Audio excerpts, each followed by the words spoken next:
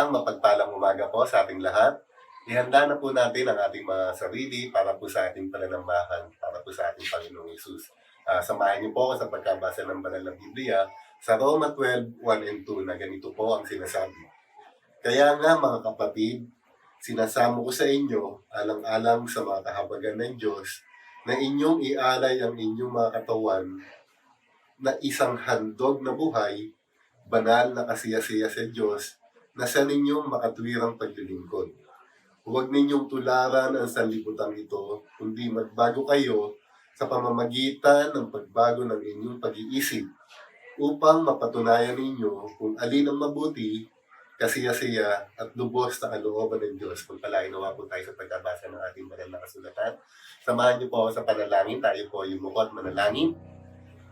Dakilang Diyos, ang manaming sa langit na makapangyarihan sa lahat, pinupuri at pinasasalamatan po namin sa buhay at kalakasan at sa mga biyayang aming natatanggap sa araw-araw. Dalangin po namin, O Diyos, ang patuloy na pag-iingat at proteksyon sa bawat isa sa amin laban sa virus na dala ng COVID-19 at gayon din sa lahat ng sakit na laganap sa aming paligid. Patawarin mo po ang aming mga kasalanan sa isip, salita at sa gawa. Dalangin din po namin na patnubayan mo at pagpalain ang taong gagamitin mo sa umagang ito na siyang magbibigay ng mensahe. Kayo po ang manguna at magbigay ng karunungan sa Kanya.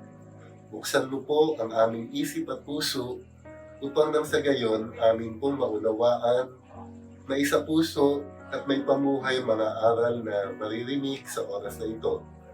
Ang lahat po ng ito ay aming inihiling at pinagpapasalamat sa ngalan ni Jesucristo na aming Panginoon. Amen.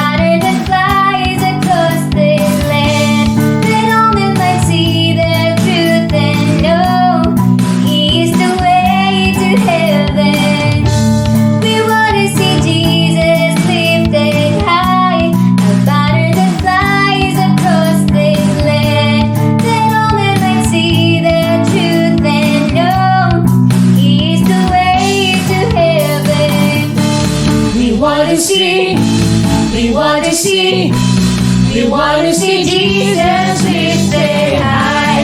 We want to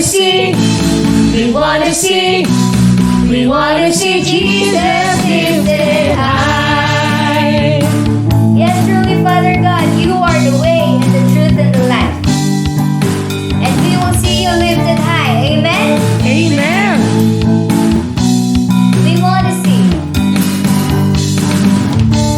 We want to see Jesus lifted high, a banner that flies across this land. That all men might see the truth and know He is the way to heaven. We want to see Jesus lifted high, a banner that flies across this land. That all men might see the truth and know He is the way to heaven. We want to see Jesus lifted high. We want to see wanna see Jesus lifted high. Step by step, we're moving forward. Little by little, we're taking ground. Every prayer's a powerful weapon. Strongholds come tumbling down and down and down and down. We wanna see Jesus lifted high, a banner that flies across this land. That all men might see the truth and know He is the way to heaven. We wanna see Jesus lifted high. We wanna see Jesus lifted high. We wanna see Jesus lifted high. We wanna see Jesus lifted high. We're gonna see Jesus lifted high.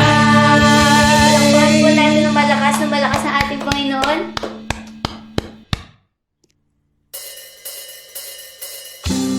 Let's continue to worship our Lord Jesus. Let's sing our second song, Open the Eyes of My Heart.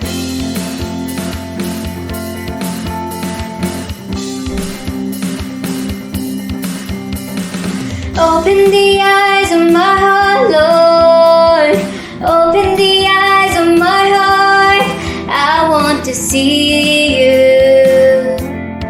I want to see you. Open the eyes of my heart, Lord. Open the eyes of my heart. I want to see you. I want to see you.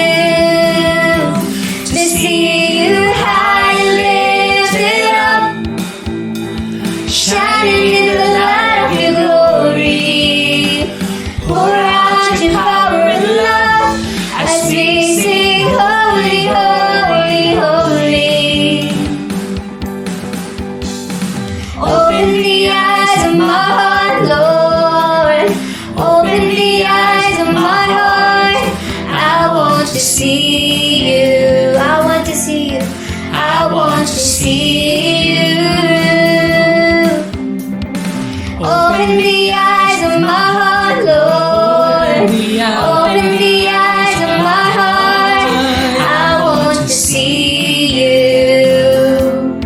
I want to see you. To see you high. To see you high and lifted up, shining in the light of your glory. Pour out your power and love as we sing, holy, holy, holy. To see you high and lifted up, shining in the light of your glory. Pour out your power and love as we sing, holy, holy, holy. To see you high and lifted up, shining in the light of your glory. Pour out your power and love as we sing,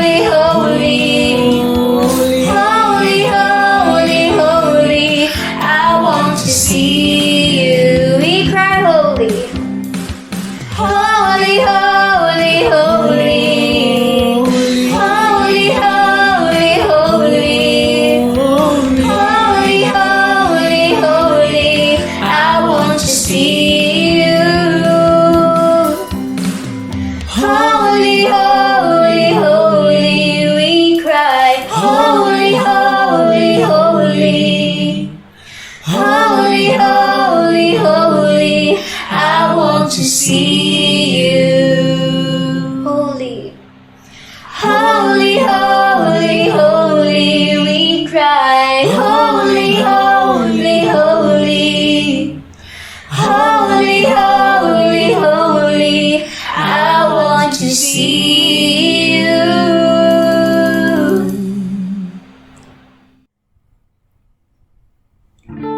Patuloy po natin itaas ang pangalan ng ating Panginoon at pasalamatan siya sa lahat ng sakripisyong ibinigay niya sa atin. Let's sing our last song. Light of the world, you step down into darkness. Open my eyes, let me see beauty that made this heart adore you. Hope of a life spent with you. Here I am. Here I am to worship. Here I am to bow down. Here I am to say that you're my God. You're altogether lovely, altogether worthy, altogether wonderful to me. King of all days, oh so highly exalted, glorious in heaven above. Humbly you came to the earth you created, all for love's sake became poor. Here I am to worship. Here I am to worship. Here I am to bow down. Here I am to say that you're my God. You're altogether lovely, altogether worthy, altogether wonderful to me. I'll never know how much it costs to see my sin upon that cross. I'll never know how much it costs to see my sin upon that cross. I'll never know how much it costs to see my sin upon that cross. I'll never know how much it costs to see my sin upon that cross. Here I am to worship. Here I am to bow down. Here I am to say that you're my God.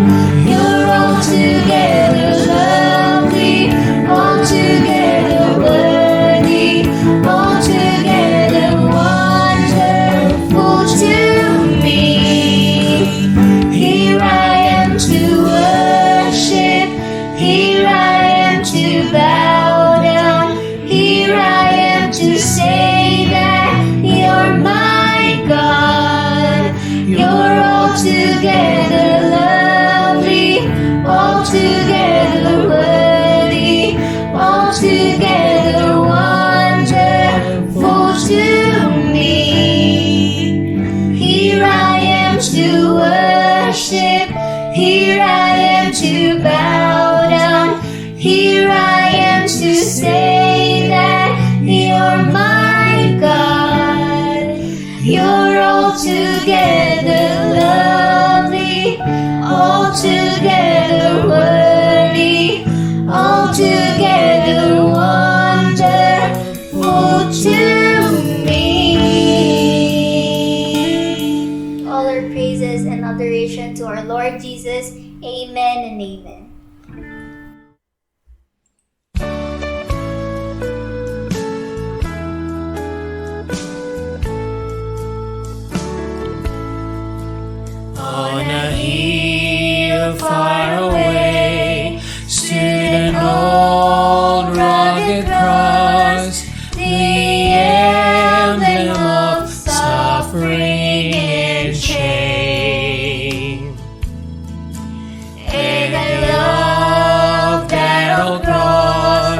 where the dearest and best for a world of lost sailors was slain.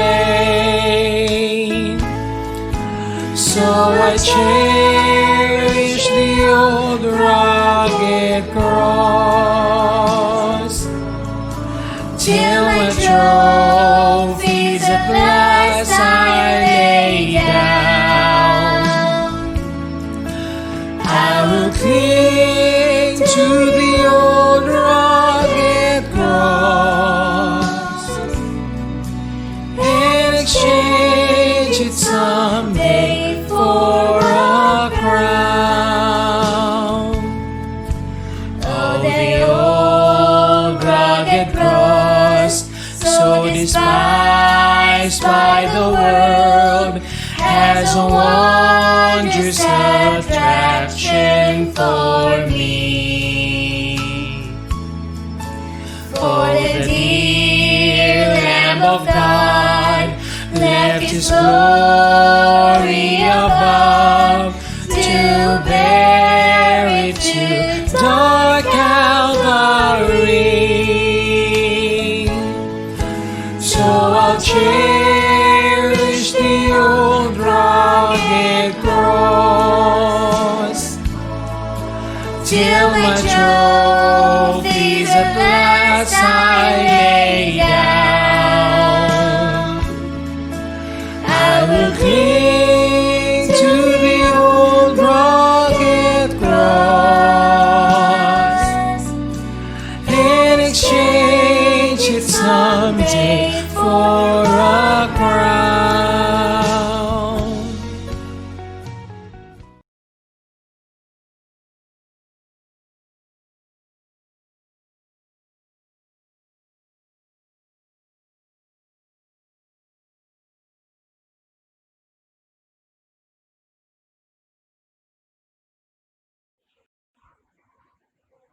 Ihanda na po natin ang ating sarili para po sa pagtanggap ng banal na hapunan. Basahin po natin ang unang Korinto 12:23 hanggang 30 na ganito po ang sinasabi. Sapagkat tinanggap ko sa Panginoon ang binigay ko naman sa inyo, na ang Panginoong Hesus ng gabing siya'y pinagkanulo at dumarkot ng tinapay. At nang siya'y magpakasalamat, ito ang kanyang pinagputol-putol at sinabi, ito'y aking katawan na pinagputol-putol para sa inyo. Gawin ninyo ito sa pag-aalaala sa akin. Sa gayon ding paraan ay kinuha niya ang kopa pagkatapos maghapunan na sinasabi, ang kopang ito'y siyang bagong tipan sa aking dugo. Gawin ninyo ito tuwing kayo'y iinom nito sa pag-aalaala sa akin. Sapagkat sa tuwing kainin ninyo ang tinapay nito at inumin ang kopa, pinahahayag ninyo ang kamatayan ng Panginoon hanggang sa dumating siya. Kaya ang sino mang kumain ng tinapay o uminom ng kopa ng Panginoon sa paraang hindi nararapat, ay magkakasala sa katawan at dugo ng Panginoon.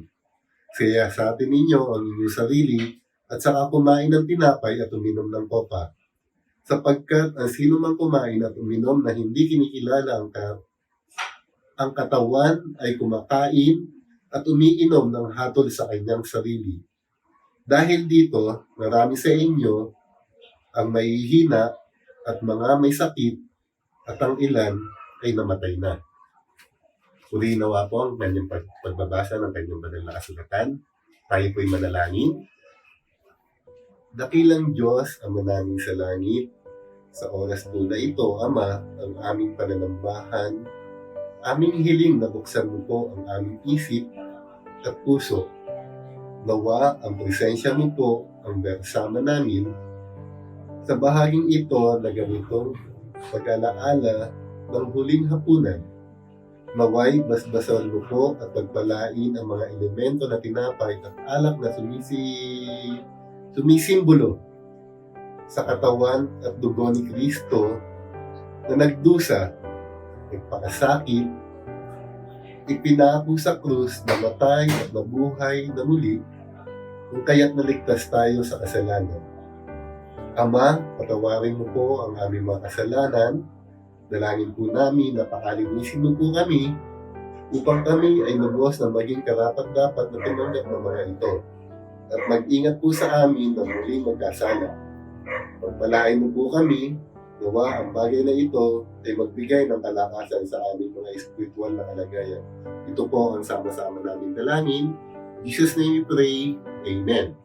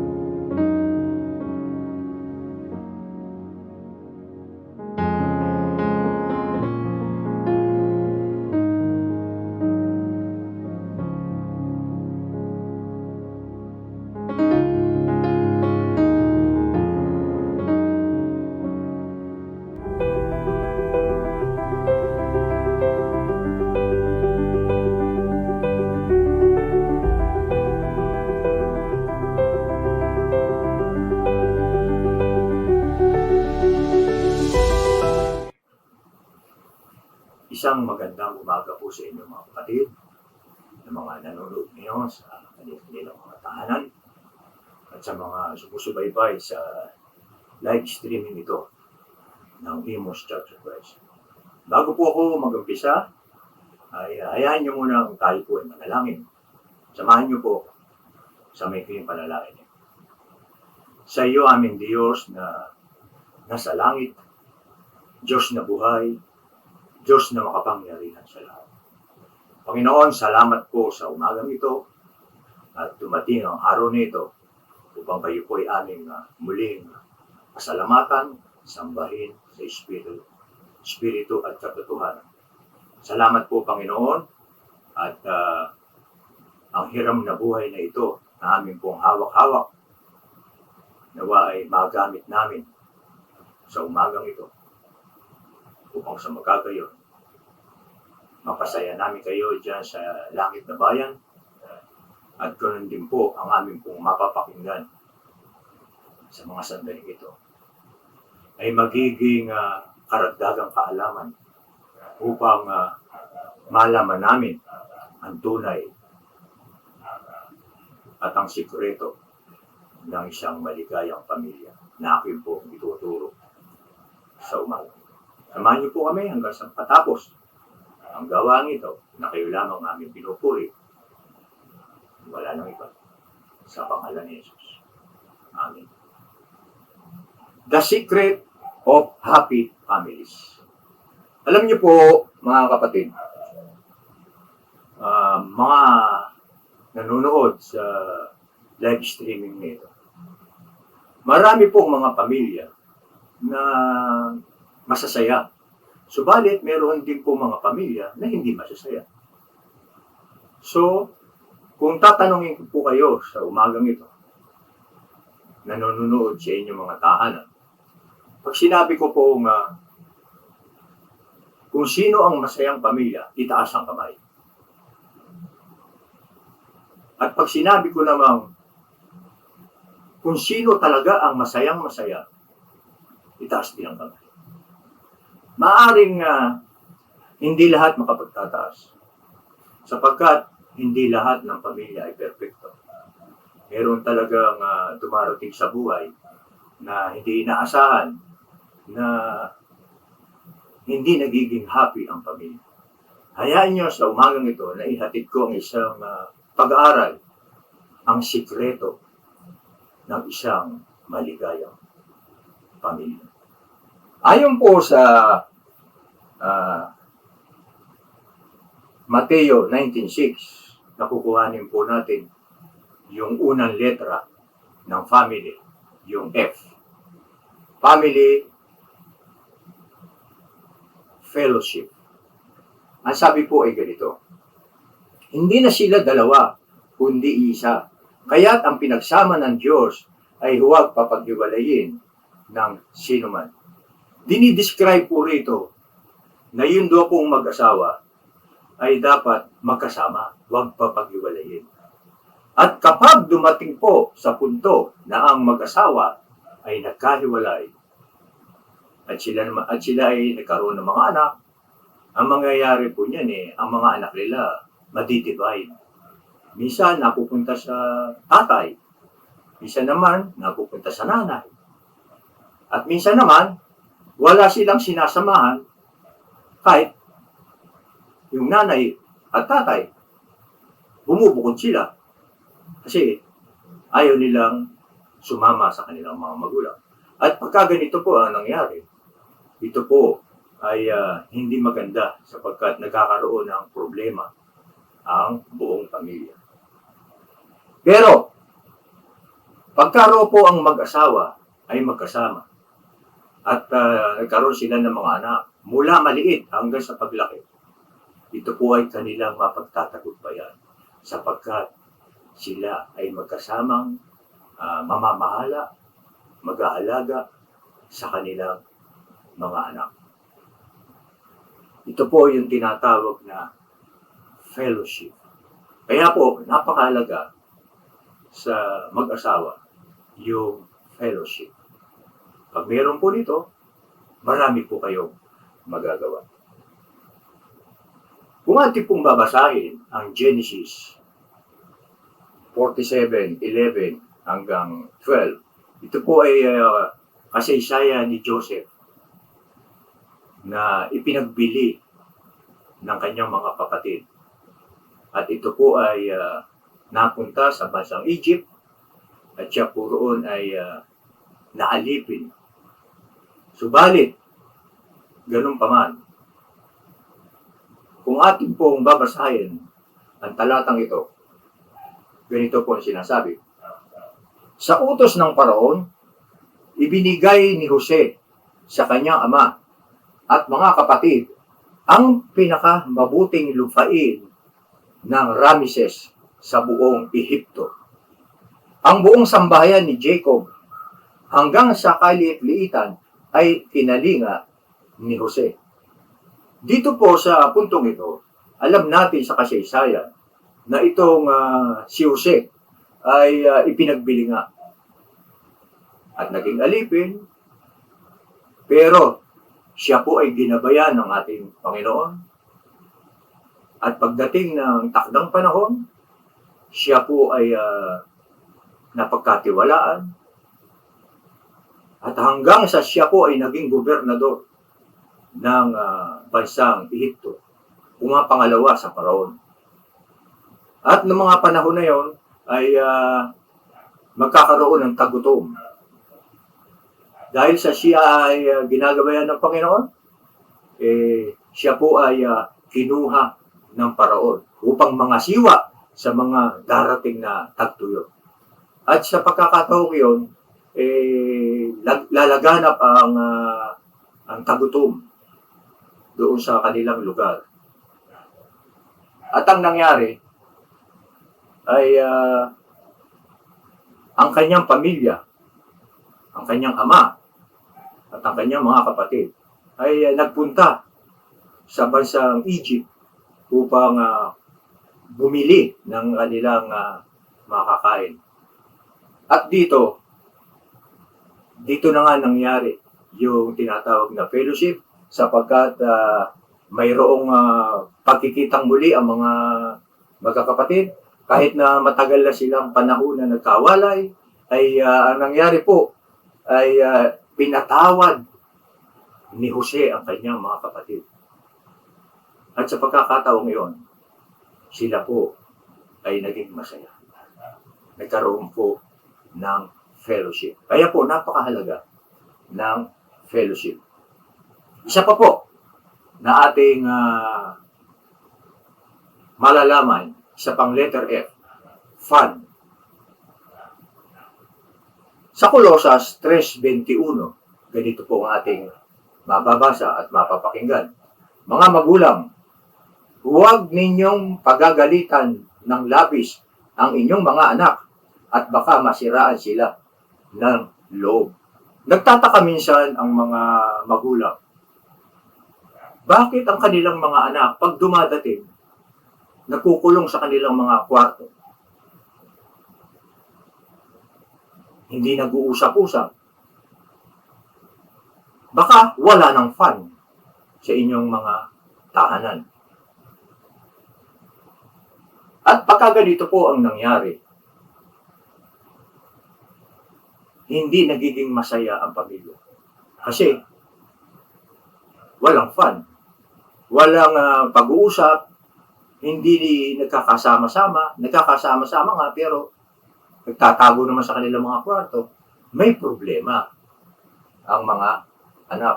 Kasi pagka ganoon po, dapat meron kasing mga pamilya o mga magulang na laging pinapagalitan ang kanilang mga anak. No? Alam po natin na maganda yan dahil sa ikabubuti nila. Pero yung iba sobra. Sobrang higpit. Kaya yung kanilang mga anak nagre-rebelde naman. Bisa niya, lumalaban pa sa mga magulang.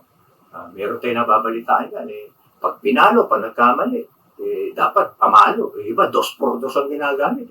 Sa sobrang galit. So, hindi po maganda yan. Kailangan mayroong fun. Minsan, kailangan din po pala sa pamilya, yung lumalabas kayo, kumakain sa labas, di ba? Pagka linggo o Sabado, nagsama-samang nagja-jogging, nanonood ng sine. Marami pang iba na kailangan po yan para sa isang pamilya na kailangan po ang fun. Meron din pong saya dapat. O kaya, pagka nasa bahay kayo, kung wala naman kayong budget, kailangan iba, nag-i-scrabble, naglalaro ng chess. Marami po namang mga ibang bagay na magiging maligaya nang hindi gumagastos kung wala naman kayong budget. Importante lamang, mayroong fun. Di ba? Para lang yung mga magkakaibigan. Di ba? Masaya. Di ba? Ganun po ang sikreto ng isang maligayang pamilya. Isa pa po na letter F, forgiveness. Dito po sa Lucas 15, 20 at 24, ganito po ang ating mapapakinggan at mababasa. At siya'y nagpasyang umuwi sa kanila. Malayo pa'y natanong na siya ng kanyang ama. At dahil sa matinding awa, ay patakbo siyang sinalubong, niyakap at hinalikan. Sapagkat ang anak kong ito ay namatay na, ngunit siya ay nabuhay at sila nga'y nagdiwang. Alam niyo po, lahat daw po ng karamihan sa pamilya ay nagkakamali rin. Lalo-lalo na yung mga anak natin. Lalo na sa panahon ngayon. Na talagang hindi maiwasan. Minsan sila ay nagkakamali. Pero meron din namang mga magulang na nagkakamali rin. At ang isa pa ay mayroon ding mga nagrereklamo sa mga magulang na meron silang mga hindi nakikitang magagandang bagay na ayaw lamang nilang sumagot dahil sa masama nga kasi may iba kasi nalaban sa mga magulang. Pero tandaan po natin, yung forgiveness ay napakahalaga. Tingnan natin, dito sa ating binasa, ito po kasi yung tinatawag na na prodigal son. No, dito po sa prodigal son, alam natin ang istorya na hiningi niya yung kanyang mana kahit buhay pa ang kanilang magulang. At siya po ay lumayo at nilustay ang kanyang nakuhang mana. Nagpasarap siya, nag-enjoy siya sa buhay niya. At ito po ay naubos. At nang siya ay wala ng mga panggastos, ay naisipan niya na umuwi na lamang sa kanyang ama sapagkat ang kanyang mga kinakain ay at ang kanyang mga dinadamit ay mas maganda pa at mas masarap pa doon sa bahay ng kanyang ama na tinatamasa ng kanilang mga katulong. Kaya ang ginawa niya, umuwi siya at tinanggap naman siya ng kanyang ama. Kaya po, maaaring masasabi natin na pagka tayo ay umuwi sa ating mga magulang, lalo na yung kasaysayan ng prodigal son, ang inaasahan po natin doon ay yung sumbat, galit, sisi, at marami pang sermon ang aabutin mo. Bakit umuwi ka pa? Di ba? Sasabihin ganun. Siguro wala ka ng pera. Pero tandaan po natin na napakahalaga ng anak. Sapagkat sabi nga doon sa ating nabasa, ito po ay sinasabing namatay na, subalit. Nung makita niya, ay buhay pa pala. Kaya nga ang ginawa niyakap niya at binigyan pa ng pangyapa kung ating babasahin yung mga sumusunod na talata roon at binihisan, pinaliguan, sabihin yun talagang maganda. No? Na ang mga magulang kahit talagang hindi matitiis talaga no? Ng mga magulang ang kanyang mga anak. Pero minsan, yung hindi pagpapatawad, lalo na sa mga magkakapatid, no? Minsan pinag-aawayan yung pera. Sila naman, hindi pa nila kinukuha yung kanyang mana tulad nung pag-aaralan natin to. Kaya nagagalit yung kapatid na kuya. Bakit nagkakasiyahan ka doon sa bahay namin? Dumating yung kapatid mo. Nagsiselos yung kapatid niya. Isipin mo nga naman, kung isipin mo nakuha niya na yung pera Tapos babalik pa siya. Bisa kasi pinag-aawayan niyang pera Pero tandaan po natin, ang Ama sa Langit, kahit na ano ang problema natin, kahit na ano pa ang kasalanan mo, ano pa nagawa mo, tayo po ay tinanggap na muli. At ito po ang pinakamaganda, yung forgiveness na tinatawag. At dito po ay nagkaroon sila ng celebration, no? Nang magkita yung mag-awa. At bakit po nagkaroon ng celebration? Kasi po, mayroong naganap yung pagpapatawad ng kanyang sa kanyang anak. Kaya minsan, hindi nagiging masaya kasi hindi nagpapatawad. Walang forgiveness. At ang isa pa, na kung meron daw po kayong kapatid na matagal nang hindi nag-uusap-usap, hindi nagkakasundo, ito po, normal lang daw po sa takbo ng buhay. Pero ang pinakamaganda rito, kahit daw po ganoon ang mangyari, na ang mga magkakapatidisan ay nag-aaway, isa lang daw po ang sikreto niyan. Para kayo ay lumigaya, ay yung forgiveness. Magpatawaran. Yun po daw talaga ang sikreto ng isang maligayang pamilya. At kung minsan, talagang hindi na maiwasan talaga no? Na, lalo na sa mga magkakapatid, na habang lumalaki, may naiinggit, di ba? May paborito, minsan, nagkakasala ang bawat isa. Tingnan natin, sa 18 ng Mateo, Kapitulo 15 at 16, ganito po ang ating mababasa. Kung magkasala sa iyo ang kapatid mo, puntahan mo siya at kausapin ng sarilinan tungkol sa kanyang kamalian. Kapag nakinig siya sa iyo, naibalik mo sa dati ang pagsasamahan ninyo magkakapatid.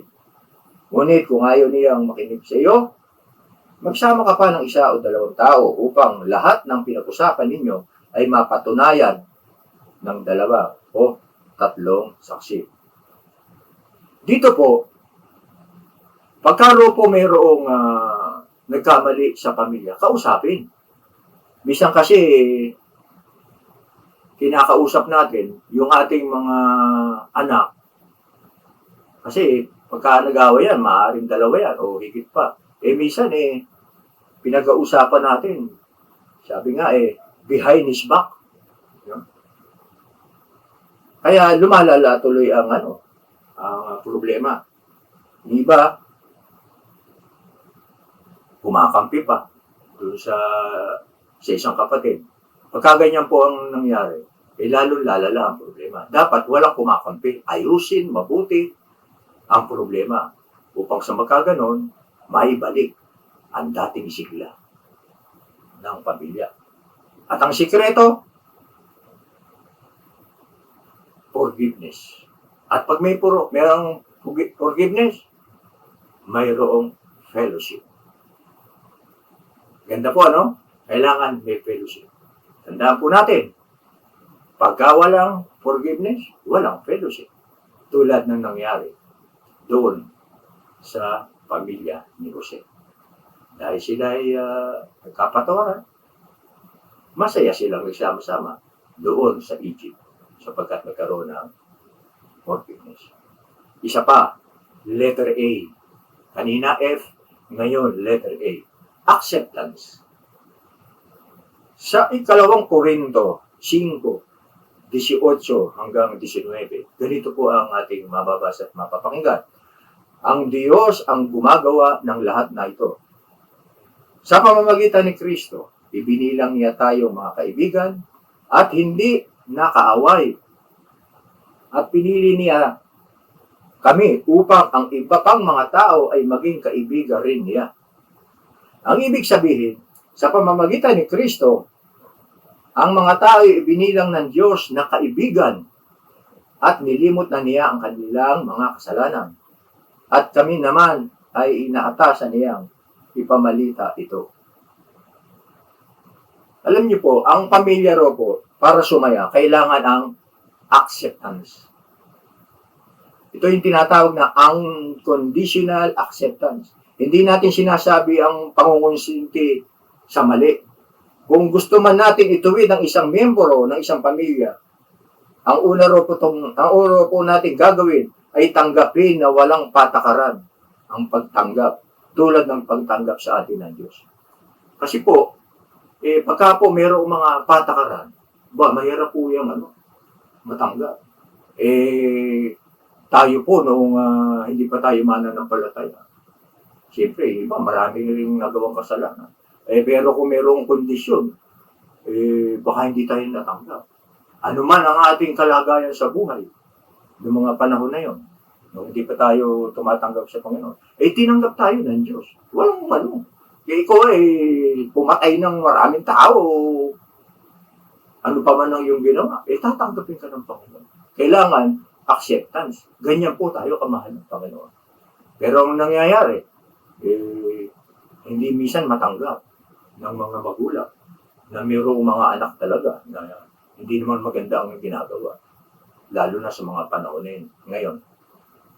Tingnan po natin. Kung paano tayo tinanggap ng Panginoon na walang patakaran ng Diyos. Sira-sira, wasak-wasak, ang dumi-dumi natin. Tinanggap tayo ng Diyos pagkatapos sinimulan niya tayong tulungan, bumango, luminis. Sa ganoon dapat tinatanggap ang pamilya. Tulad ng pagtanggap ni Jesus sa mga tao, hindi tinatanggap ng templo, na hindi tinatanggap ng mga religious leader ng mga panahon na yon. Pero, ang ating Panginoon, tinanggap sila. Tingnan natin, sa aklat ng Lucas, 7:34. Ganito po ang ating mababasa. Nang dumating naman ang anak ng tao, siya'y kumakain at umiinom. Ngunit sinasabi naman ninyo, tingnan ninyo ang taong iyan, matakaw, lasenggo, at kaibigan ng mga maniningil ng buwis at mga makasalanan. Dito po, tinawag si Jesus ng kaibigan ng mga makasalanan. No? Hindi siya konsentidor, kundi nagsisimula siya sa pagtanggap sa kanila at pagkatapos ay kanyang tuturuan, aakayin, ipapanalangin, mamahalin hanggang sa mga ito'y unti-unting mabuo ang nasira nilang pagkatao. Ito po ay tinatawag na acceptance, not to tolerate. Kaya nga raw po, ang kauna-unang hakbang ng pamilya ay tanggapin ang miyembro na kakaiba o naliligaw. Kung minsan, ito'y tinatawag na abnormal. Ibig sabihin, hindi raw katulad ng nakakarami. No? Minsan, ang asawa ninyo ay kakaiba rin. No? Kasi po kanina sa ating mga anak. Pero, ang mga asawa natin, hindi naman pare-pareho. Magkakaiba rin yan. Minsan po, ang mga asawa natin, hindi natin matanggap na bagamat kayo'y nagsasama na ng mga 10 taon, 20 taon, 30 taon, o 40 taon, hindi nyo matanggap na siya pala ay naghihilik hanggang ngayon. Tandaan po natin, nakasama yan sa inyong pinakasalan. Na iyon ay talagang, kung yun ay talagang ginagawa niya, hindi niya matanggap, dapat tanggapin niya na. Sapagkat, pag hindi po niya na matanggap, lagi lang kayong maiinis sa inyong sarili. Kung pagkaganyan po, ang gawin na lamang ninyo, maglagay na lang kayo ng earphone. Pagpatugtong kayo ng mga soft music, yung mga pampatulog. O di pagka naunahan nyo siya, di tulog na kayo. Di ba? Okay, maglagay kayo ng bulak sa tenga para hindi nyo marinig yung wala na kayong magagawa. Dahil sa iyan talaga ay nasa kanya ng pagkatao. Meron ka talagang gano'n na taong humihilig . So, kailangan tanggapin nyo na lang. Acceptance, sinatawag niya. At meron din po mga anak na hindi rin matanggap. Na meron do pong mga anak na hindi nakakaabot sa kanilang pamantayan. Na minsan do po ay hindi isinasama sa mga okasyon, iniiwan sa mga bahay sapagkat hindi may pagmalaki ng kanilang mga magulang. Tandaan po natin, ang atin do pong pamilya, yun do po ang dapat natin pahingahan. Di ba? Hindi yung sa ibang lugar, hindi kung saan pa man. Kaya nga, pagka ikaw ay nadoon sa tahanan mo, talagang doon ka talaga dapat magpahinga. Iba kasi hindi matanggap yung kanilang mga anak . Alam niyo po, sa mga anak, iba-iba ang karunungan niya. Tulad ng tinasabi na, accept non-achievers. Yun daw pong mga anak na matatalino, laging pinupuri. Ano, laging first honor. Nung nag-aaral sa elementary o high school. Ano, 3 taon lang. Sabi dun sa anak niya, ang ate mo, 3 taon lang sa elementary. Tapos nag-high school na. Samantalang ikaw, 5 taon ka na sa grade 5. Hindi ka pa rin makaalis-alis. Siya yun. Kasi meron po mga anak na sobrang talino talaga. At meron din mga anak na hindi masyadong matalino. Kaya siya ay pabalik-balik sa kanyang pag-aaral. Pero tandaan po natin, huwag po natin laging tanggapin po natin, huwag natin siyang pagagalitan. Sapagkat meron po talagang taong ganoon. Anak natin yan eh. Dapat natin tanggapin anuman ang kanyang kalagayan. Maaari pinagkukumpara natin. Bakit kaya itong anak matalino? Itong isa hindi. Siguro iba talaga ang utak mo. No? Merong siyang magaling, doon siya magaling, pero ito, meron din siyang katangi na magaling siya sa ibang mga bagay. So, hindi ito pare-pareho. Kailangan lang na tanggapin. Meron po tayong tinatawag na anak na mga unglamorous. No? Ito ro po yung hindi magaganda na nakikita natin sa ating mga anak. Tulad yung meron kang anak na kulot, no? Na kapag dumapo yung langaw, hindi na makawala-wala yung langaw hanggat hindi mo tinutulungan, alisin. So ano po yun?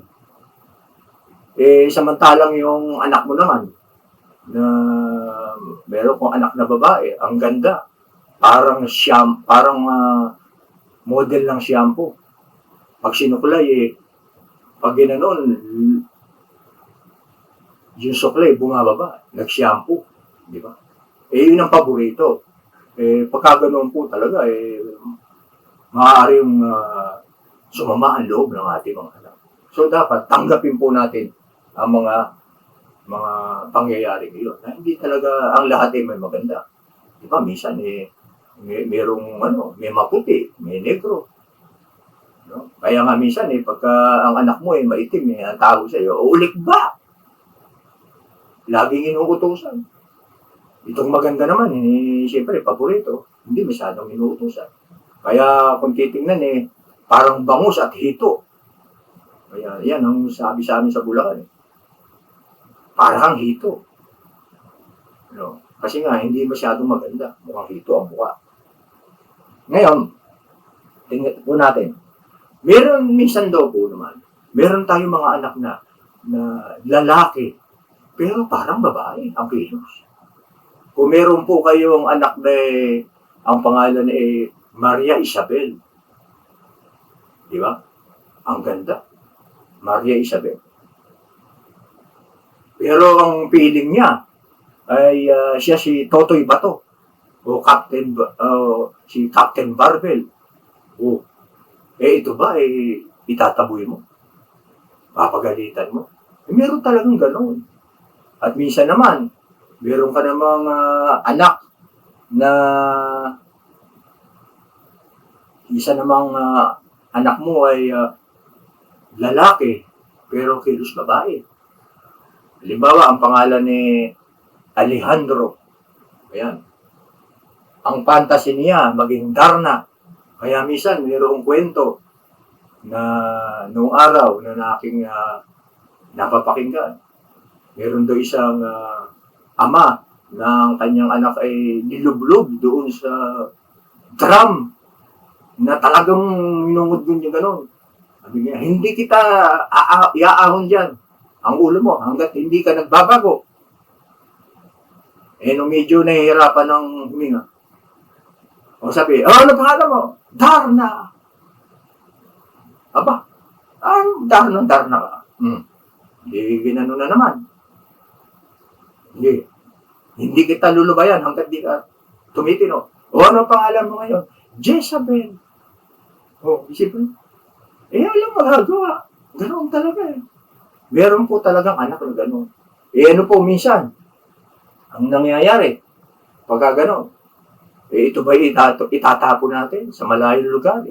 O palalayasin sapagkat ganoon sila? Kaya minsan sumasama ang loob ng ating mga anak. Ang paborito lang ng mga magulang nila, yung mga macho guwapito. Yun naman karamihan dun yun yung minsan sumasakit ang ulo mo dun. Di ba? Yan yung laging nalalagay sa away. Lagi mong tinutubos doon sa presinto. Pinapiyansa mo, laging sa gulo. Yung iba, nag-drugs. Di ba? Yung iba naman, nag-asawa ng maaga. Nabuntis o nakabuntis. Ang nangyari, nagkaanak. Tinambak sa magulang. Ayun ang nangyari. Yung tatay at nanay, namumulema tuloy. Pati yung kanilang pensyon, na pambilisanan ng gamot para sa maintenance, napupunta sa diaper at gatas ng anak nila. So, hindi talaga magiging maligaya ang pamilya. Pagka ganun po ang nangyari. Kaya po minsan,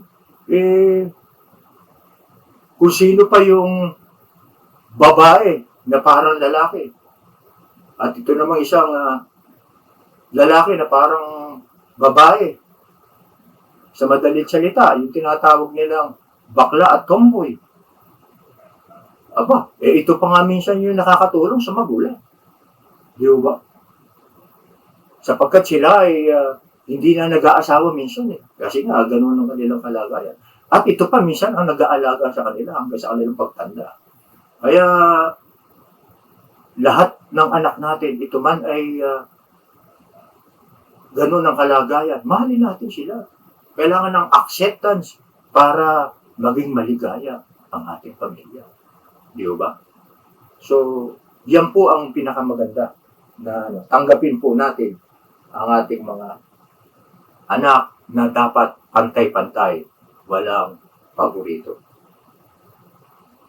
At isa pa, minsan yung ang anak mo, alam mo, nag-aaral, biglang uuwi na balita mo, buntis.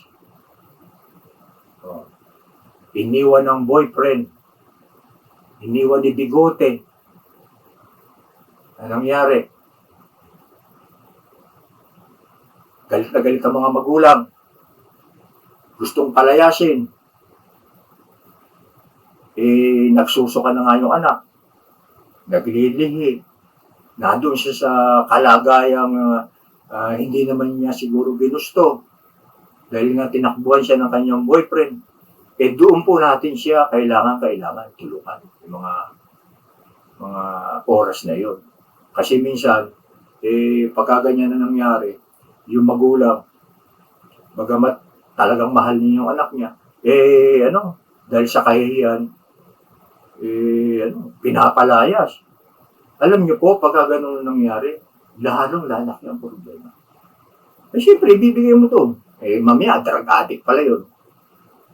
Lalong mapapasama pa ang kalagayan ng anak nating babae, kung meron kayong anak na babae, di ba? Madadagdagan pa ang ang anak nun, baka anak ka ng marami yun, lalong lalaki ang problema. So dapat, pagka ganoon, tanggapin natin. At saka isa pa, ano na lang sasabihin ng mga kapitbahay? Lagi kapitbahay, mga kamag-anak, mga ka-church, o ano pa man yan, na ganun niya ang nangyari. Tandaan po natin, mga kapatid, mga nanonood sa live streaming na ito, tandaan po natin, 1 linggo lang yan. Mawawala na yan.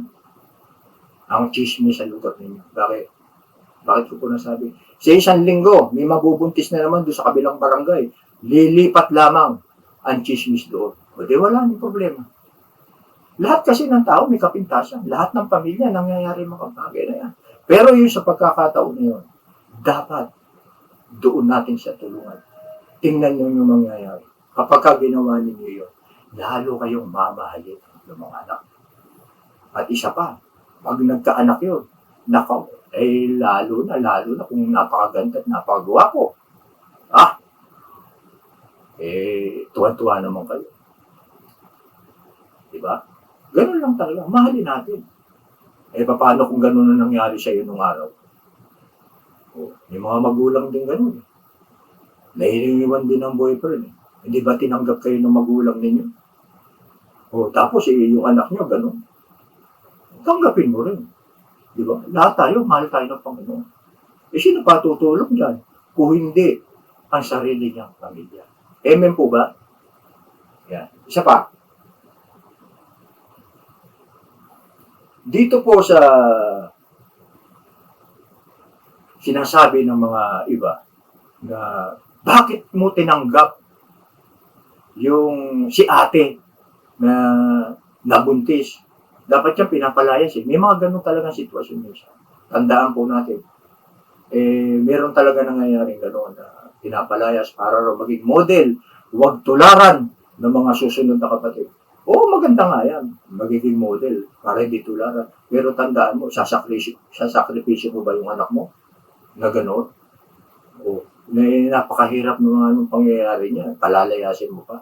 So, dapat,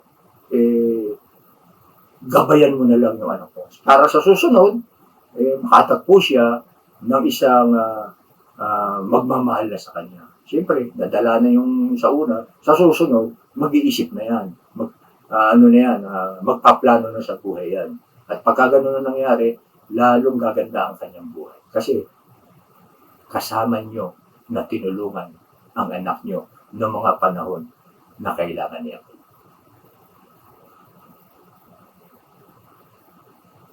Isa pa, na ating pong pag-aaralan. Dito po sa letter M ng family, mediation. Sa Santiago 5:16, ganito po ang ating mapapakinggan.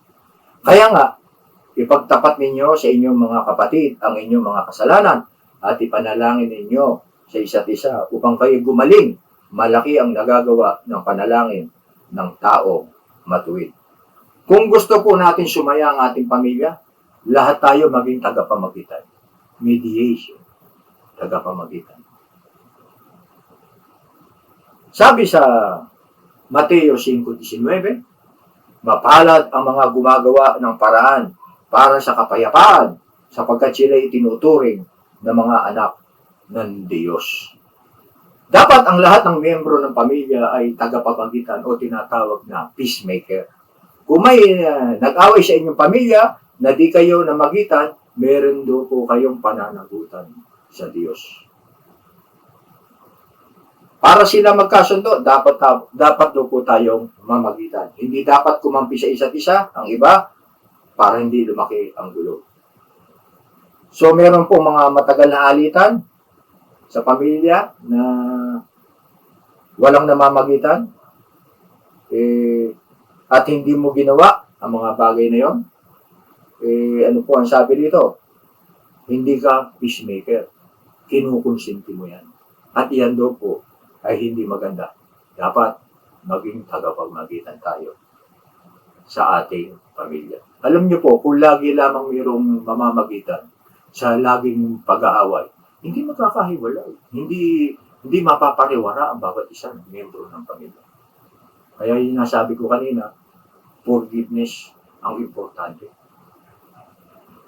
Doon sa napag-aralan natin kanina sa letter F. At dito, yung tagapamagitan, napakahalaga po niya. Pagka ganyan na nangyari, may tagapamagitan, maayos agad. Kaya lang naman yan hindi na ayos kasi wala nga naman magitan. At kung meron man mamagitan, kumakampi sa isa, lalo lumalala ang gulo. Isa pa, letter I, individuality. Ang sabi sa unang Korinto 12:7, para sa ikabubuti ng lahat, ang bawat isa ay binigyan ng kaloob na nagpapakitang nasa kanya ang Espiritu. Bawat tao po ay may ibinigay ang Diyos sa bawat isa sa atin. Ito yung tinatawag na talento, spiritual gifting, unique ito. Walang taong kahit magkapatid sila At kahit sila'y kambal, walang magkaparehong gawain ang pareho nilang kakayahan. Walang pareho. Kanya-kanya po tayong talento na ipinagkaloob. Yung iba, sa pamilya, kita mo, magaling kumanta, magaling tumugtog, magaling magluto, magaling kumatikot na kung ano. Kanya-kanya talaga na talent ang pinagkaloob sa atin ng Panginoon. At yan po ay dapat nating malaman. Ito pa isa. Wala raw pong parehong retina ng mata na magkapareho. At wala ring dalawang fingerprints na magkapareho. Kaya unique ang bawat isa na ibinigay sa atin ng ating Panginoon. Meron po tayong kanya-kanyang pinagkaloob sa atin na ang ating Panginoon. Minsan,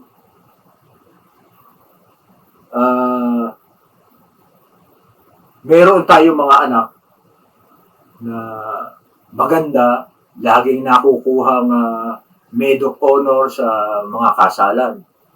At minsan naman, dahil sa ang anak natin ay maganda, so pag may mga piyesta, ng araw, di ba, nakukuha mga Reyna Elena.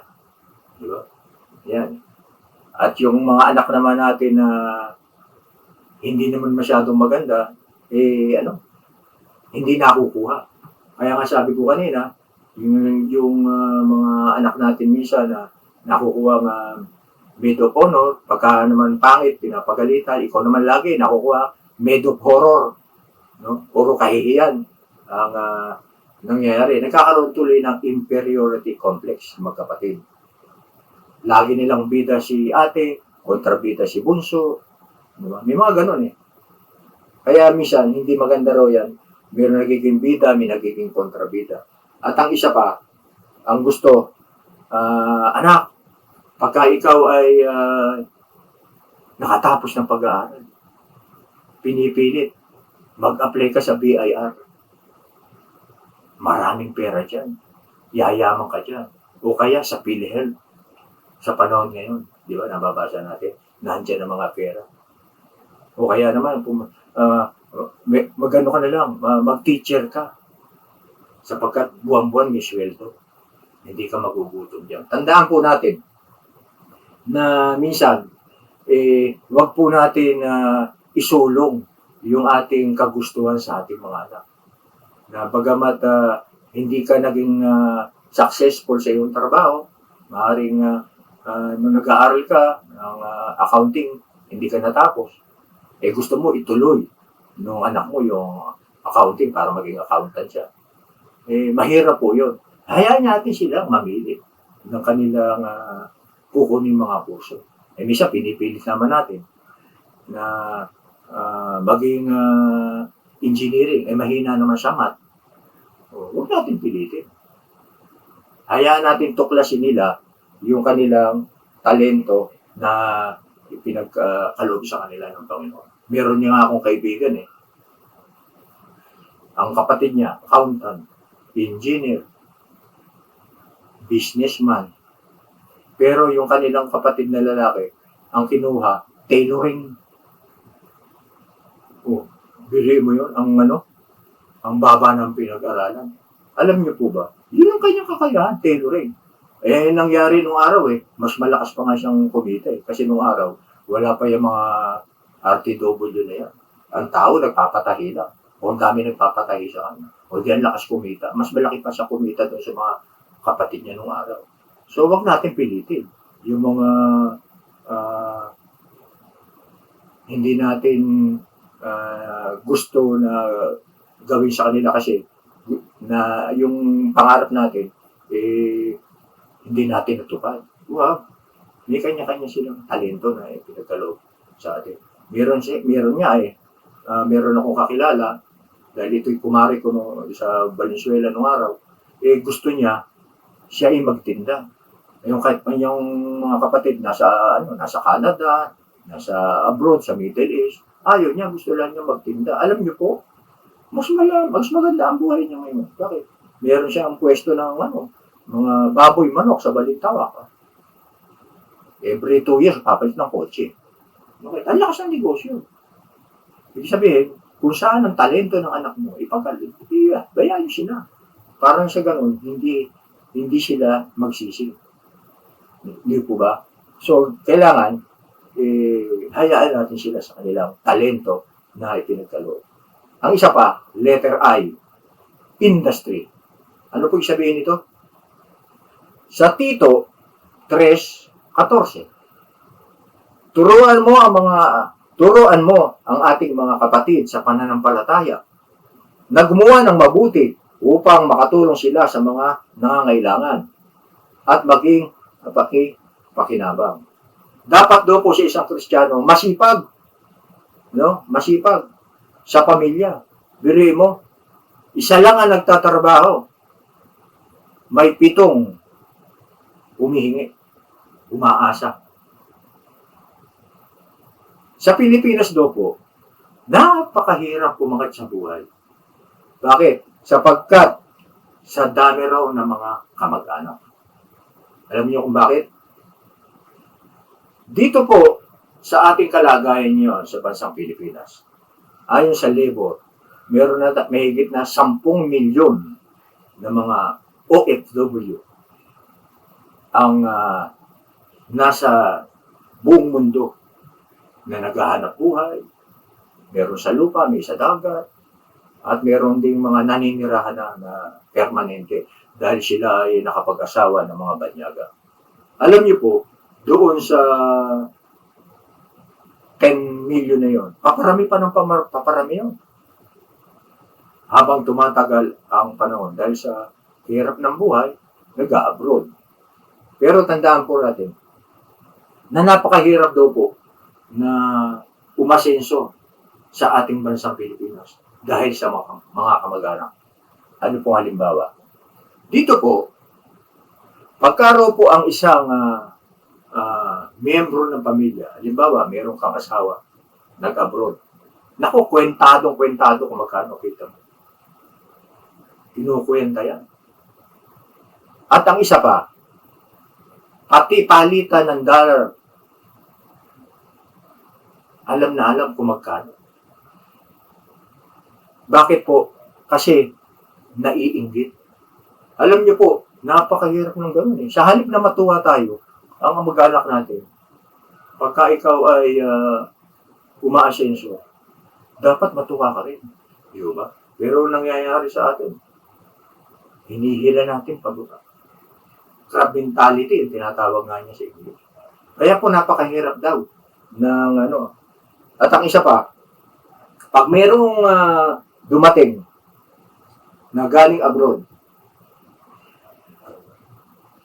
humihingi ng mga pasalubong. Yan po, nadanasan ko po yan nung araw. Pagkaraw po, ang isang nag-abroad at walang dalang pasalubong, sumasama ang loob ng mga kamag-anak. Kaya kailangan meron kang pasalubong kahit papaano. Kaya nga nung araw, nung ako'y nagsasaudi pa nung araw, siguro mga kalahating buwan ng sweldo ko, binibili ko lang ng pasalubong. Para wala silang masabi. Pero tandaan po nyo, napakahirap ng buhay doon sa abroad na dinaranas ng ating mga kababayan. Saan kayo nakakita na kapag ang isang tao ay nagpa-picture, ang saya-saya. Mga natun sila sa dagat, sumasakay sila sa magagandang kotse, nagpapa-picture. Tandaan po natin, mga karamihan doon, mga lang, lalo na sa Middle East, karamihan doon, mga domestic helper lang. Pero hindi ka magpapapicture na nililinis mo yung inodoro. Kasi pagtatawanan ka. Pero tandaan po ninyo, ang hirap magtrabaho sa abroad. Kaya kung ganito, ang inaasahan na pag ikaw ay nag-abroad, gusto ng mga kamag-anak, meron kasi mga ganun na naiinggit.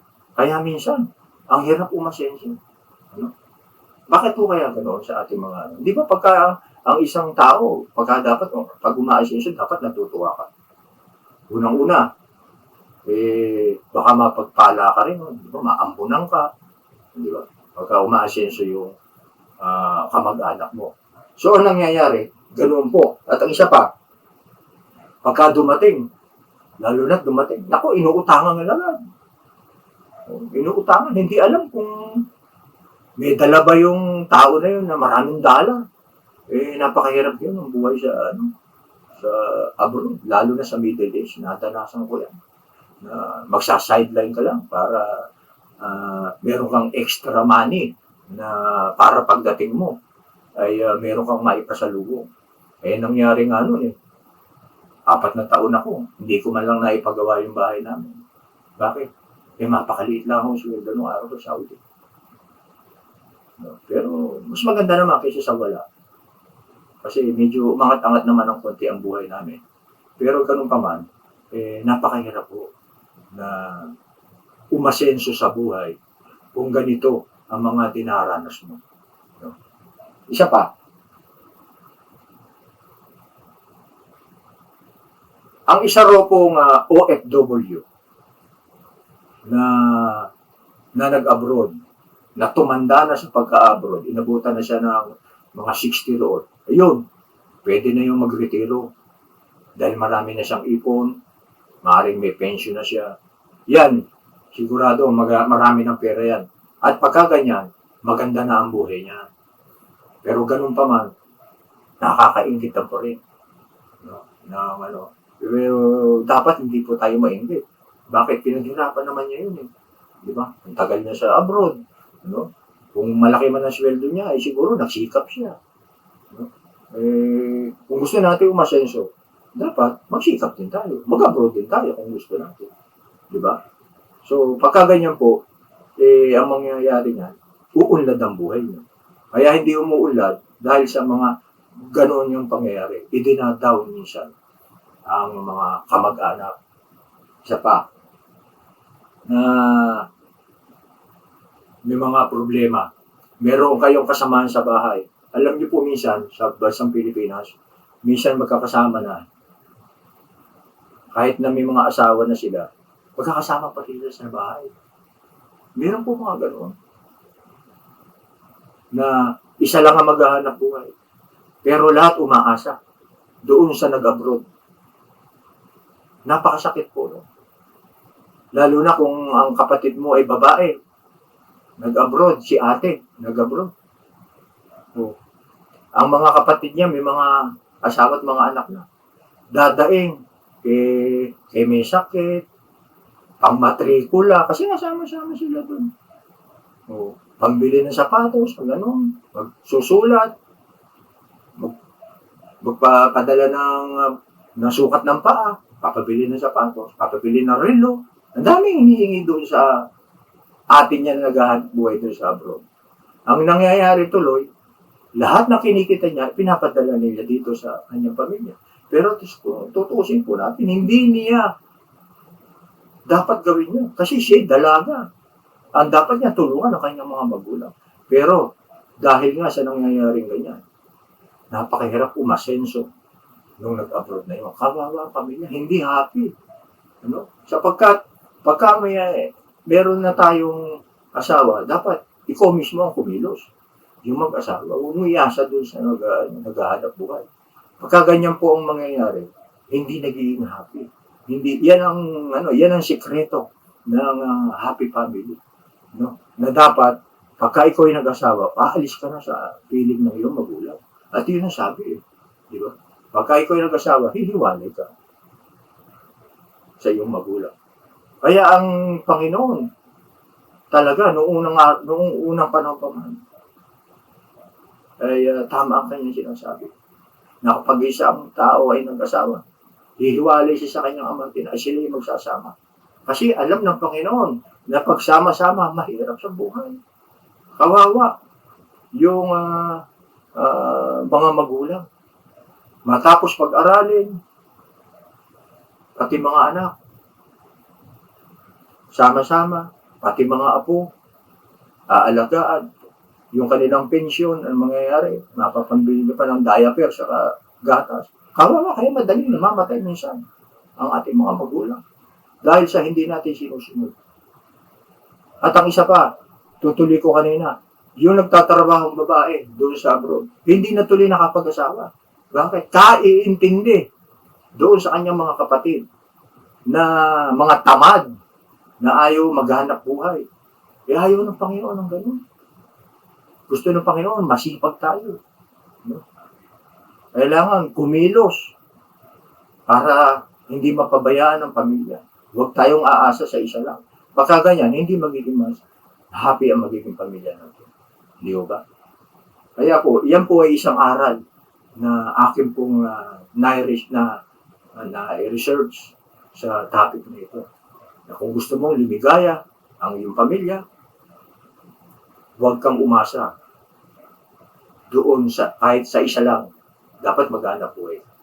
Lahat tayo kumilos sapagkat tayo ay may mga pamilya na.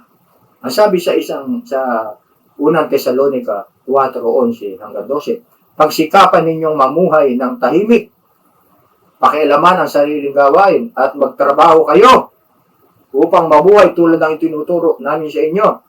Dahil dito, kayo ay igagalang ng mga hindi mananampalataya at hindi kayo aasa sa iba para sa inyong ikabubuhay. Kita nyo na. Sabi po ng Bible, malinaw ang sinasabi. Huwag kayong aasa sa ibang tao. Magtrabaho kayo para sa inyong ikabubuhay.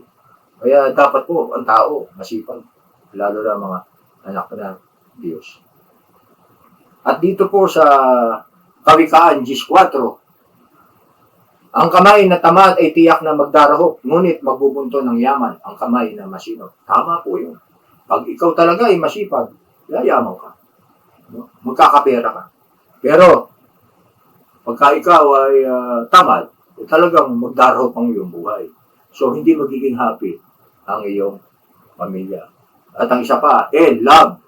Hindi ko na masyadong pagkakapahabain ito. Alam natin na pag sinabing love, marami na tayong alam na kwento dyan. Pero ang isa lang ang aking sasabihin. Sa unang Pedro 4:8, higit sa lahat, magmahalan kayo ng tapat, sapagkat ang pagmamahalan ay pumapawi ng maraming kasalanan. Di ba pagmahal ninyo ang isang tao? Example, nakabasag ng plato. Tinatanong, nasaktan ka ba? Di ba? Ito, gamutin natin. Kasi mahal mo siya. Pero pagka hindi mo mahal, nakabasag, bayaran mo yan. Ganun po nangyayari. Hindi ba? Pagmahal mo, napakaganda ng pag-ibig na pagtatakpan ang mga kasalanan. Di ba? Pero, pagka hindi mo mahal, hindi mo napapatawad. Kaya mahalaga yung love, napapatawad ang mga kasalanan. At ang kahuli-hulihan, why? Yahweh. 2 Timoteo 3:16 hanggang 17. Ang lahat ng kasulatan ay kinasihan ng Diyos at nagagamit sa pagtuturo ng katotohanan, sa pagtatama sa maling katuruan, sa pagtutuwid sa likong gawain at pagsasanay para sa matuwid na pamumuhay upang ang lingkod ng Diyos ay magiging karapat-dapat at handa sa lahat ng mabubuting gawain. Sabi nga, God Father in heaven.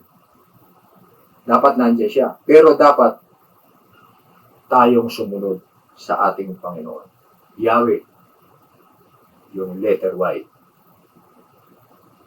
Lalo-lalo na ngayon, ang mga bata, inaagaw na. No? Inaagaw na ng TV, advertising, inaagaw na ng mga computer. Dapat unahan na po natin sila. Ang mga bata kayo, sa halip na turo magbasa ng Biblia, ang unang binibigay ng mga magulang, cellphone, iPad, puro laro. Yan ang tumatanim sa isip.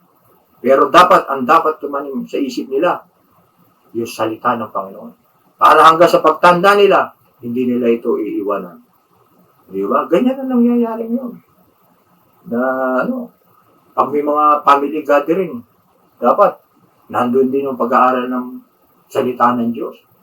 May mga word of God kayo maririnig, hindi yung puro kantahan na lang, na pansanlibutan. Hindi yan maganda sa isang happy family. Dapat laging ang Diyos nandoon sa kanilang kalagitnaan. Yan po ang Ang sabi ni Solomon sa Kawikaan 3:5-6 sa 5. Kay Yahweh ka magtiwala buong puso at lubusan, at huwag kang manangas sa sariling karunungan. Sa lahat ng iyong gawain, siya ngay alalahanin upang ikay patnubayan sa iyong mga tatahakin. Maging makadiyos do po tayo sa ating paraan, at ang pamilya ay magkakaroon ng lakas para magtagumpay, para malampasan natin ang mga pagsubok, at para manatiling may kasiyahan mula sa gulo galing sa labas. Huwag na tayo magsumpaan pa ng mga na meron tayo mga anak na galit tayo, na may pasumpa-sumpa pa. Pero pagka ikaw naman ay naghihingalo na, pinapatawad mo pa rin, dapat habang maaga pa, patawarin mo na. Huwag mo na sumpain. Kasi sayang ang panahon, sayang ang joy na dahil sa hindi mo pinatawad ng iyong anak. Ayun. Nasayang ang panahon na dapat nagsama kayong maligaya. Kaya tandaan po natin na dapat mahalin natin ang anak. Lalo-lalo na ang ating pamilya, ang ating asawa, ang ating mga anak. Tandaan po ninyo, darating ang panahon, ang ating mga anak, sila ang maglilibing sa atin. Hindi yung ibang tao. Kaya huwag niyong sabihin na yung anak niyo napakasama. Mahal ng Diyos yan. Yan ang gusto ng Panginoon. Kaya tingnan niyo ang mga nangyayari. Ang daming mga anak. Pero pag namatay ang ating mga magulang, ang mga anak ang maglilibing. Bakit mo papagalitan? Bakit hindi mo mamahalin? Kasi pagdating na araw, yan din ang mag-aalaga sa iyo. Yan din ang tutulong sa iyo. Yan din ang magbibigay ng gamot sa iyo pagka ikaw ay tumanda na. Kaya ang sikreto ng happy family, mahalin ang anak. Ano pa man siya. Kasi minsan, paborito lang natin, mayaman. Tandaan po natin, ang buhay ng tao parang gulo. Ngayon, mayaman. Darating araw, baka maghihirap. At meron din namang mahirap. Darating ang panahon, yumayaman. Bakit? Nagsumikap sa buhay. So, yan po ang akin pong naibigay na pag-aaral sa umagang ito. Na ano po ang sabi sa ating pag-aaral for review lang? F, fellowship. Isa pang F, fun. Isang F, forgiveness. Acceptance. Mediation. Individuality. Love. And Yahweh. So, yan po ay naway nakatulong sa inyo kahit kaunti na nadagdagan na inyong kaalaman na ang sikreto ng isang pamilya. So, tayo po ay manalangin. Sa iyo, aming Diyos na makapangyarihan sa lahat. Panginoon, salamat po sa umagang ito. At amin po na pag-aralan ang inyong mga banal na salita na sa tulong po ng inyong banal na Espiritu, ito po'y aking naihayag ayon sa kakayahan ng inyong lingkod, Panginoon. Nawa po ang mga nakinig sa pamamagitan ng live streaming na ito, naway meron silang natuto ng aral, lalo-lalo na po sa mga bago pa lang mag-asawa, na kung susundin nila ang mga napag-aralan namin, sila po ay mamumuhay ng maligaya hanggang sa kanilang pagtanda. At napag-aralan din po namin ang napakahalaga rito, yung forgiveness. Kung meron pong forgiveness, magtatagal ang aming pagsasama. At yung acceptance, napaka-importante rin po. Na ano man ang aming magiging anak, yan man ay lalaki o babae, bakla o tomboy, tanggapin po namin. Sapagkat yan po ay yung kaloob sa amin. Yan po ay amin pong pangahawakan. Sapagkat tinanggap niyo rin kami, Panginoon, bilang yung mga anak. Na hindi kayo namili kung gaano kami kasama, Panginoon. Lahat ng mga tao na lumalapit sa inyo ay tinatanggap. Dapat din po namin tanggapin ang aming mga anak. Yan po, Panginoon, ang aming natutunan. Upang maging maligaya ang happy at maging happy ang pagsasama, dapat tanggapin, magtatawaran. Ito po aking dalangin sa pangalan ni Jesus. Amen.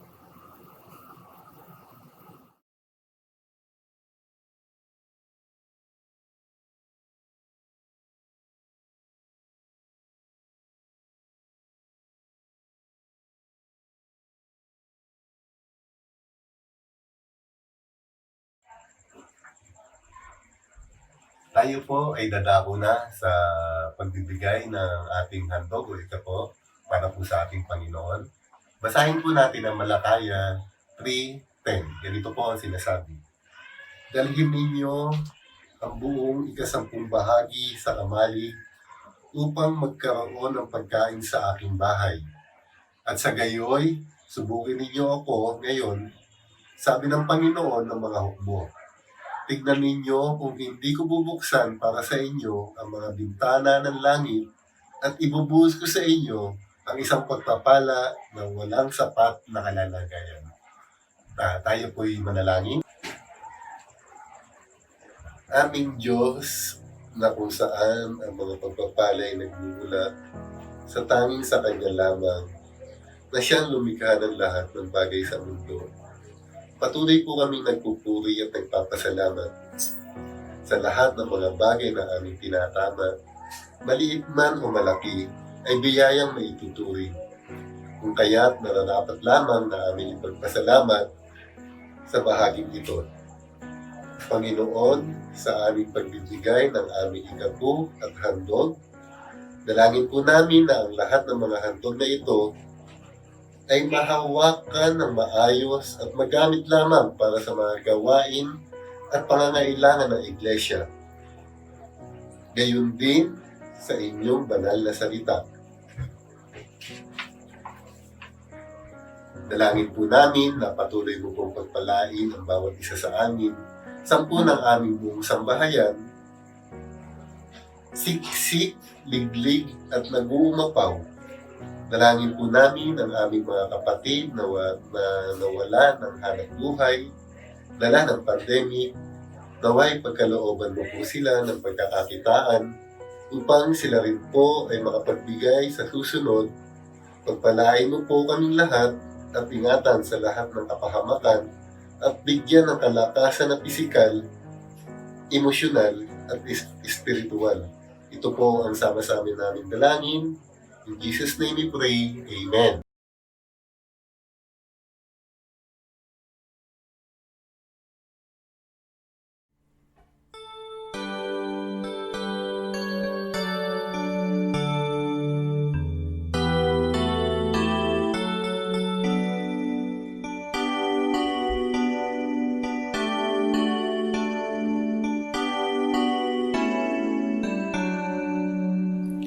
It only takes a spark to get a fire going, and soon all those around can warm up in its glowing. That's how it is with God's love. Once you've experienced it, you spread His love to everyone. You want to pass it on. What a wondrous time in spring, when all the trees are budding. The birds begin to sing, the flowers start their blooming. That's how it is with God's love.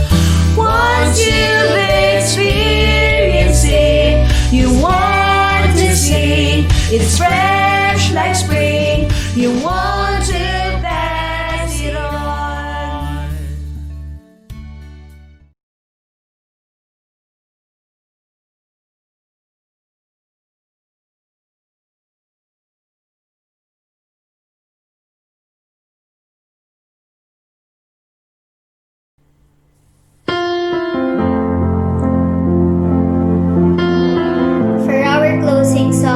and sing still.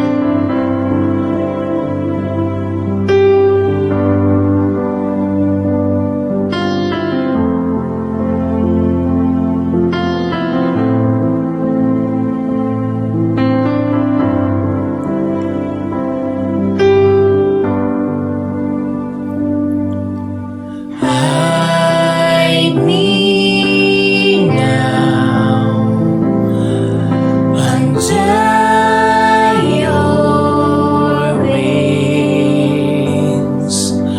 Cover me within your mighty hands. When the oceans rise and thunders roar, I will soar with you above the storm. Father, you are king over the flood, and I will be still, know you are God.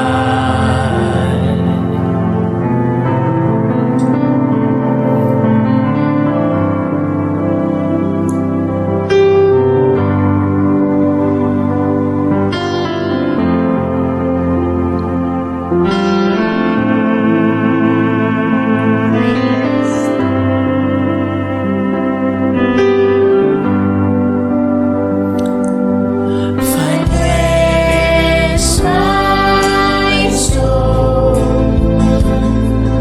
in Christ alone. Know His power in quietness and trust. When the oceans rise and thunders roar, I will soar with you above the storm. Father, you are king over the flood, and I will be still, know you are God. When the oceans rise and thunders roar, I will soar with you above the storm. Father, you are king over the flood, and I will be still, know you are God.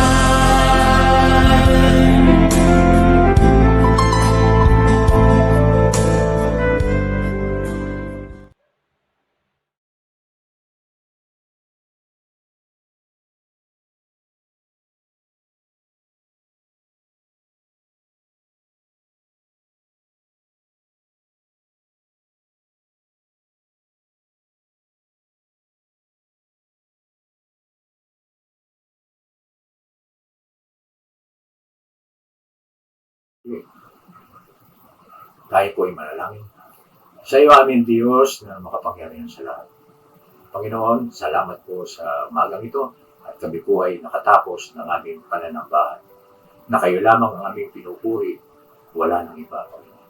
Naway napasaya namin kayo sa inyong bayan na langit sa pamamagitan ng aming po mga awitan at ganoon din po sa pakikinig ng aming mga napakinggan na salita na nanggaling sa iyo. Salamat din po sa inyong mga ginamit na lalaki at babae, ng mga kumanta kanina, Panginoon, mula umpisa hanggang sa matapos ang pananampahan ito. At salamat din po, Panginoon, sa inyong ginamit na inyong maliit na lingkod na ang inyong mga salita ay muling naihayag hindi lamang dito sa bansang Pilipinas, maging sa ibang bansa na nakikinig na laging sumusubaybay sa pananampahan. Nawa po ay marami silang natutunan sa amin pong napakinggang mga salita sa umaga nito. Dalangin ko rin po, Panginoon, na nawa ay ang lahat ng mga kapatid na may mga karamdaman, kung ano man po ang kanilang mga sakit, kayo po ang nakababatid dito, Panginoon. Ipuin niyo po sila inyong palang kamay. upang sa magkaganon manumbalik ang dati nilang kalakasan. Kaya po, Panginoon, salamat pong muli kung gaano nyo kami iningatan ng buong isang linggo, nung nakaraang linggo. Muli po kami nananalangin mula po sa araw ng bukas, araw ng Lunes hanggang sa susunod na Sabado, na 7 araw na magaganap sa aming buhay, Panginoon. Dalangin namin na ingatan nyo ang bawat isa sa amin. Ilayo sa anumang kapahamakan, lalo na sa sakit na COVID-19. Ang mga kapatid namin na maghahanap buhay, ilayo nyo sila sa anumang kapahamakan, anuman ang kanila sinasakyan. Ito man ay tren, bus, kotse o motor, ingatan nyo sila, Panginoon. Lalo-lalo na yung mga nagmamaneho. Bigyan nyo sila ng katalinuhan upang sa magkaganon ay malayo sila sa anumang disgrasya. Huwag nyo kami, Panginoon, pagkulangin sa aming po mga pangailangan sa araw-araw. Bantayan nyo po kami, Panginoon.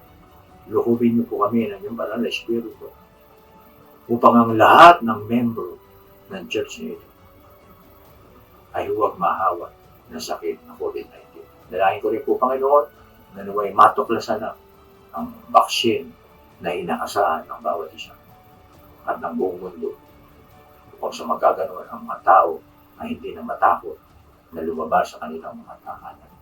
Kaya salamat po muli. Nawa ay ingatan nyo kami at pagpalain ang aming mga hanap buhay.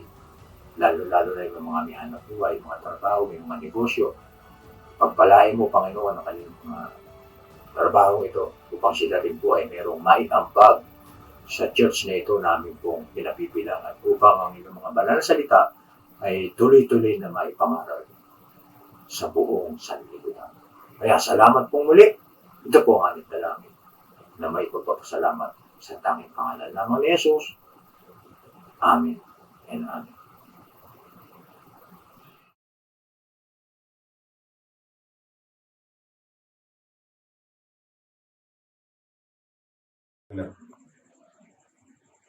Sa pansamantalang paghiwa-hiwalay po natin, tanggapin po natin ang pagpapala ng ating Panginoong Jesucristo. Ngayon, sa Kanya na may kakayahang mag-ingat sa inyo mula sa pagkatisod, ay sa inyo'y makakaharap na walang kapintasan sa harapan ng Kanyang kaluwalhatian na may malaking kagalakan. Sa iisang Diyos sa ating tagapagligtas, sa papamagitan ni Jesucristo na ating Panginoon, sumasa Kanya nawa ang kaluwalhatian, ang karangalan, ang kapangyarihan, at ang kapamahalaan, bago pa ang lahat ng panahon, at ngayon at magpakailanman. Amen.